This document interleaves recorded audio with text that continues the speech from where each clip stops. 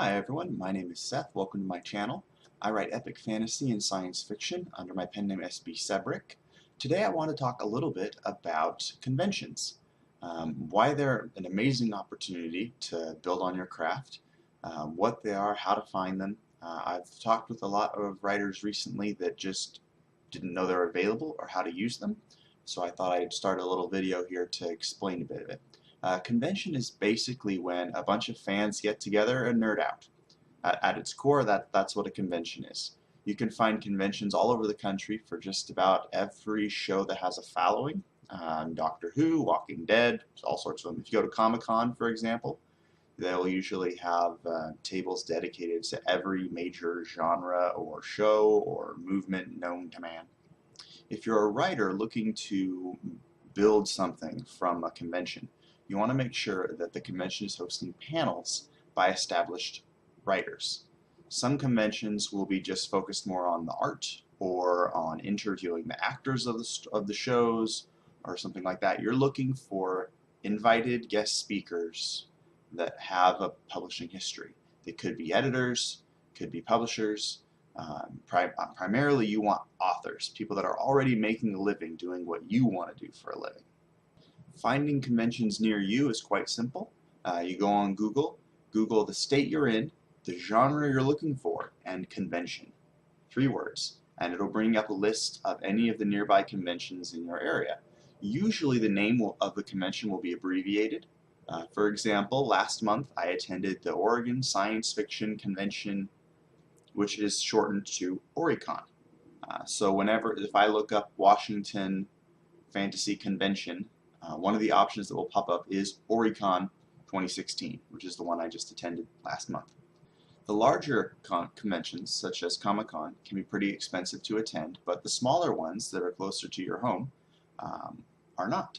For example, if I register for Oricon 2017 next November, if I register in advance, I can get in for $45 for all 3 days of their events. If I wait until the very last minute, it'll probably cost me closer to $65. Not a whole lot, something I can certainly save up for over the next 11 months, but the learning that I can get there by meeting with other writers and talking about what's working, what's not, and how they're improving their stories and their publishing business is well worth the $65 it costs to get in.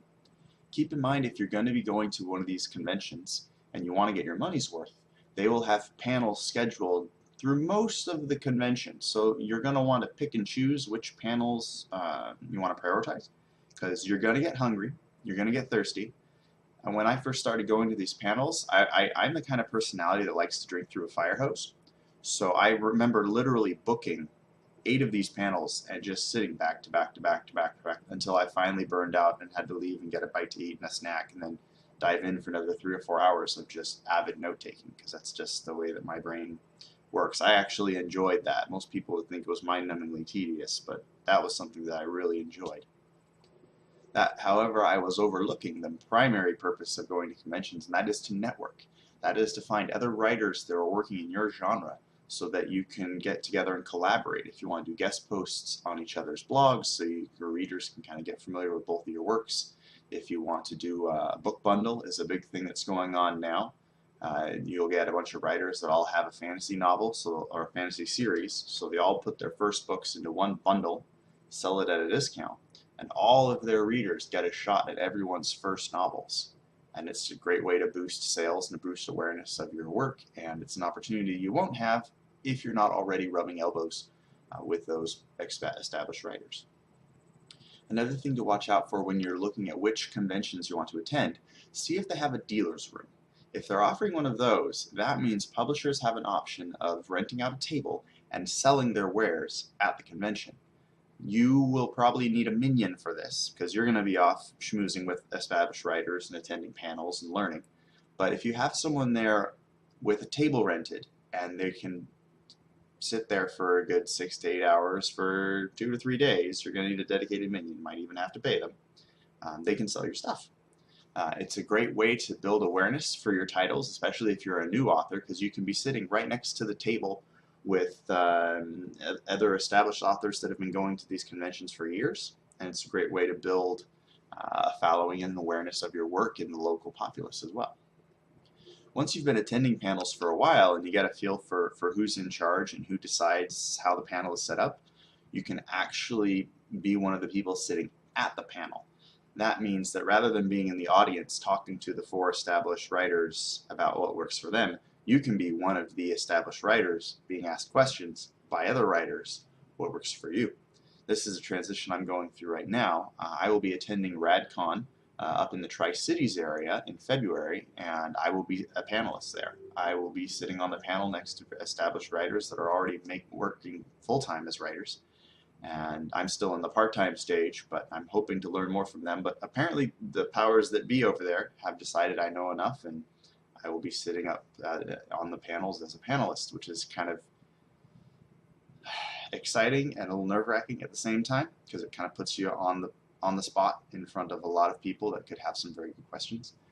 But it's a great opportunity to grow and get to know other writers and other established people in the field. If you have a convention near you, go for it, because they are an amazing opportunity to learn and to grow, both as a writer and as a publisher and just about every other way you can imagine for writing. So I hope this video kind of helped to clear up a few of the questions you might have had about conventions and how to leverage them to best serve your writing career. If you have any questions or comments, feel free to leave them in the comments section below. Feel free to subscribe and let me know if there's any other topics you'd like me to tackle in the future. I hope you're all having a wonderful week, and I will see you later.